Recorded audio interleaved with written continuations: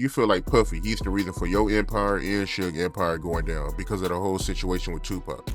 Exactly. He the only one still balling. In this part of the video, Keefe D speaks out about how good his life was prior to meeting Puff Daddy.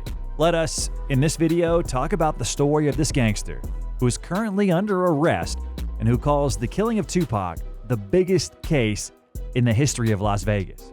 So what they got you for, man? Biggest case in Las Vegas history. As Keefe D said in his book, he admittedly lived most of his life as a gangster, a real gangster that did all the shit that real gangsters do.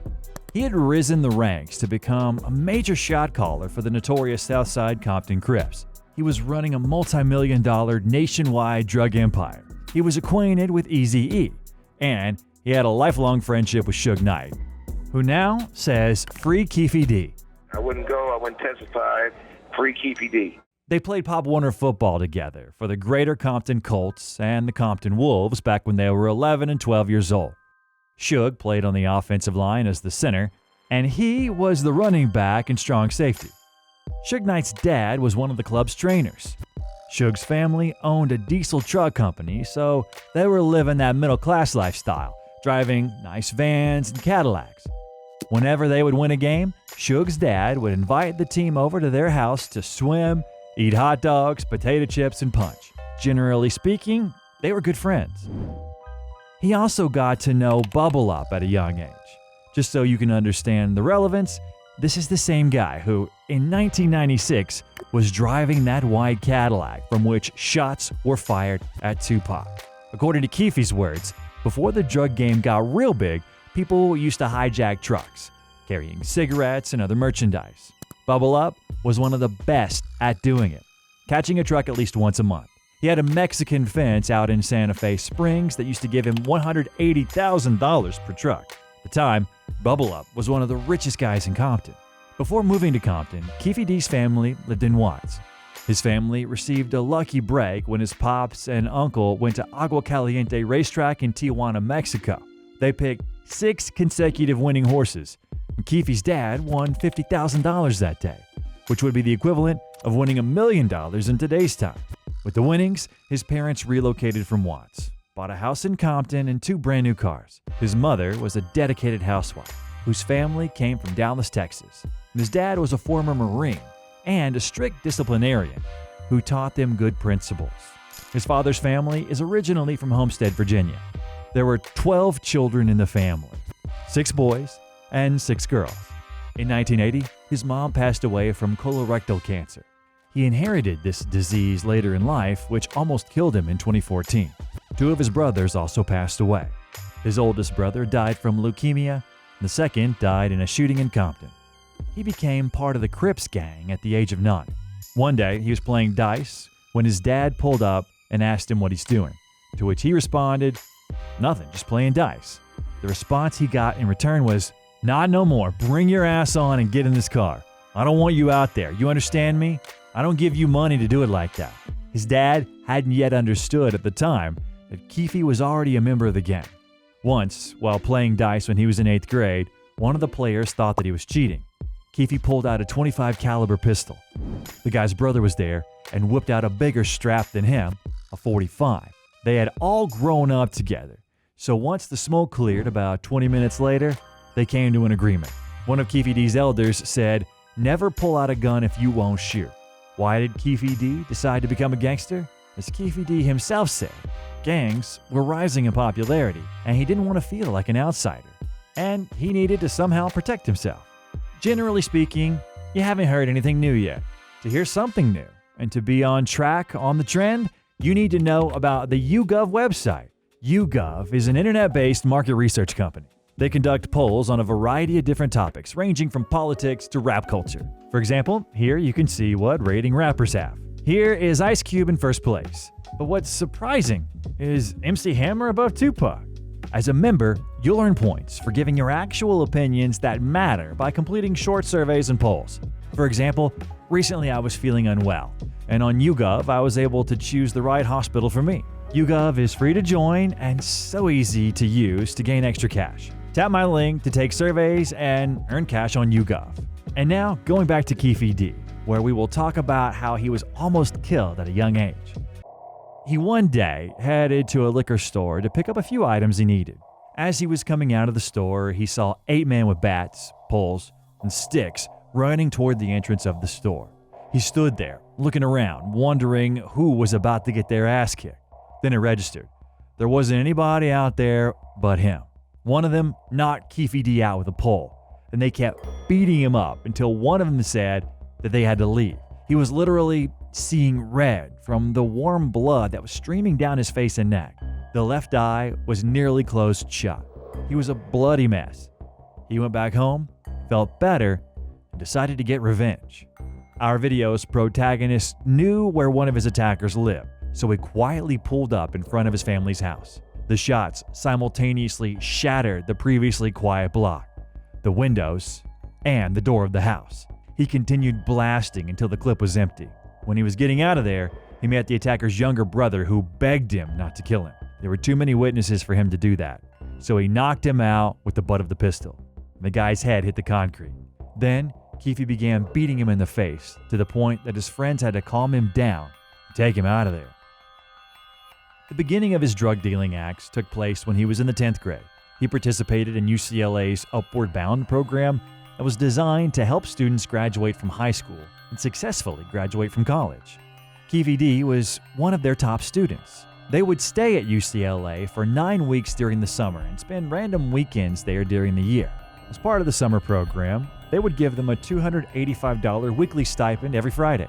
However, Keefe knew that his friends could make that amount or even more in just a day. And that is why he also wanted to make more. He was selling weed that his younger brother grew to one of the baseball coaches, and one day the coach gave him a bag of cocaine and said, "Can you sell that?" He said, "Of course." In the end, Keefe D was able to start his own business with the money he had earned, and his business was thriving. But, as you already know, with such businesses, it's very easy to end up in jail, which is exactly what happened with Keefe D. He was sentenced to 4 years behind bars. That moment, he was 21 years old. After getting released from prison, Keefe D naturally carried on drug dealing, and he was delivering drugs to places all over the U.S. He lived luxuriously. According to Keefe's words, him and his people invested money in death row, and Boss Man also did the same. He owned a couple of houses in Suge Knight's neighborhood. Referring to his story again, Suge called Keefe D to talk about Eazy-E. Everyone knew one another. Keefe D's brother went on tour with NWA because Eric and his brother sold dope. By the way, Keefe was also an acquaintance of Eazy.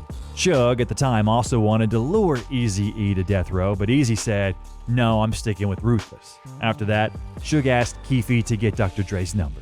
The producer made the decision to leave Ruthless Records. At the beginning of the 90s, a client of his from the East Coast called Eric Bonzip Martin introduced him to Sean Puffy Combs at a party. They shook hands, and that was it. As Keefe recalls, Puffy had a little swag, but for him, Puffy was like a young kid. As Keefe says, Puffy was broke back then because he was just starting out in his career promoting talented artists. The first time Puffy and Keefe D started talking was when Puffy wanted to rent a car for Usher's music video for Can You Get With It.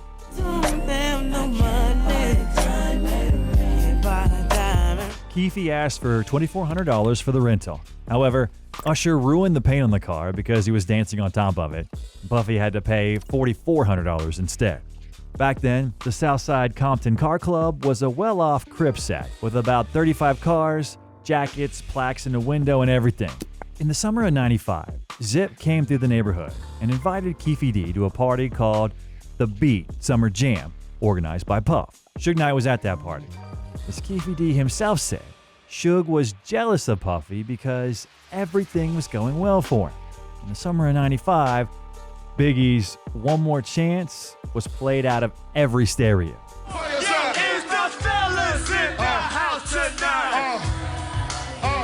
Suge asked him where he knows them from, and he said that, just like everybody else, he knows them from drug dealing. Then, 2 events took place, which led to the crumbling of the relationship between Suge and Puffy. This is the first event. I don't want to have to worry about the executive producer trying to be all in the videos, all on the record, dancing. come to death row. The second is when Big Jake, Suge Knight's friend, was killed in an altercation between Death Row and Bad Boy Records at a club in Atlanta. Suge blamed Puff Daddy for the murder. Later, as Keefe said, a member of Bad Boy Records called him and said, "Your boy, Big CEO, he's tripping." Obviously, this was in reference to Suge. Keefe responded to him saying, "Just send me 40 to 50 tickets and we'll be in there deep at all your concerts." Puffy would give them tickets to be at their Bad Boy West Coast shows. They went everywhere with them. They'd meet up with them at the hotel, get the tickets, and go with them. Crips were backstage deep at most of those West Coast shows. Because Zip and Puffy were always in contact with him, Keefe always knew where Puffy was and where to go if something were to happen.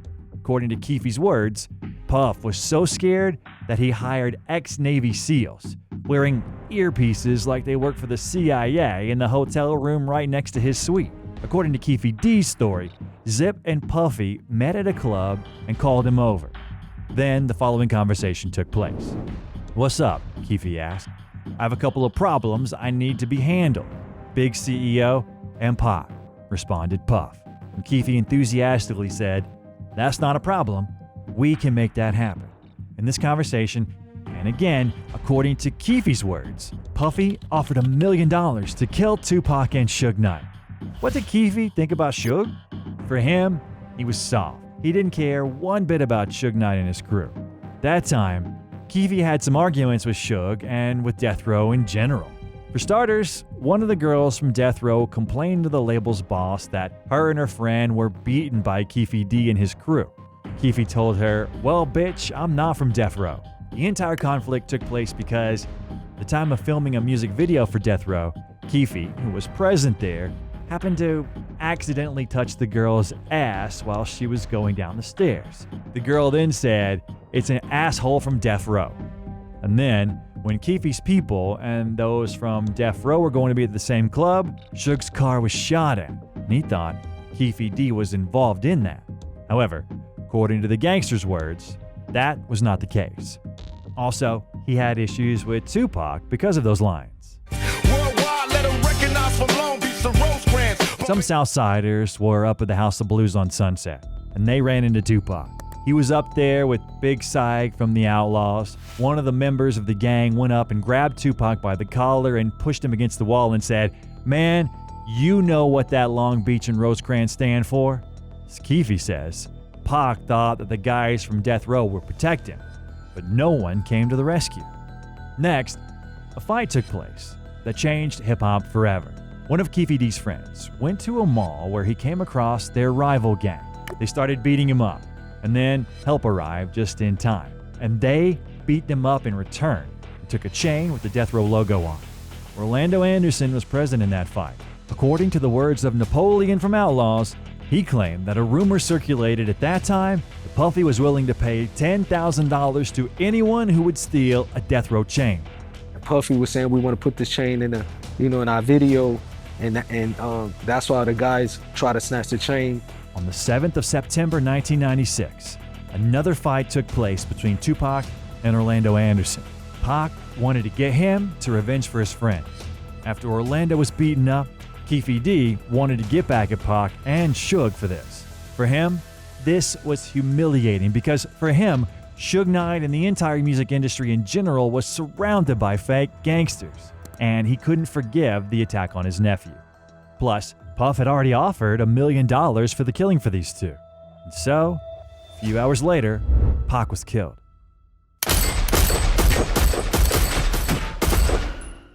What happened to Keefe D and the rest of the people in the car? Find out in the next video.